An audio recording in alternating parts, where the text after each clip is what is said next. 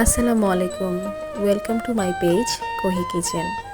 আজ আমি দেখাবো গ্রাম বাংলার খুব পরিচিত একটি রান্না, সেটা হচ্ছে কুমড়ো ফুলের বড়া অথবা পাকোড়া।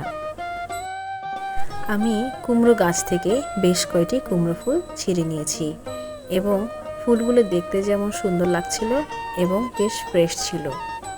ফুলগুলো ছিঁড়ে নেওয়ার পর আমি বাসায় নিয়ে এসে ভালো করে এগুলোকে ধুয়ে নিয়েছি এবং ধুয়ে নেওয়ার পর ভেতরে যে এখানে একটি পর্দা থাকে সেটা খুলে ভালো করে পরিষ্কার করে নিয়েছি।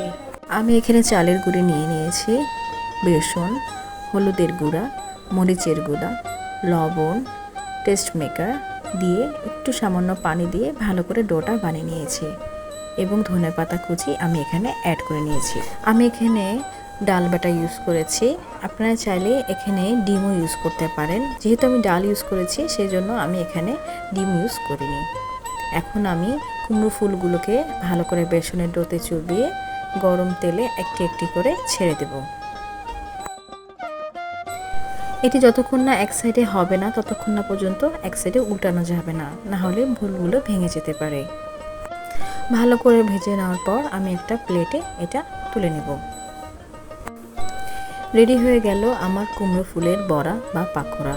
এটি চাইলে ভাত, পোলাও বা খিচুড়ির সাথে খেতে কিন্তু অনেক বেশি সুস্বাদু লাগে। আমার এই রেসিপিটা যদি ভালো লাগে প্লিজ একটা লাইক দিতে ভুলবেন না।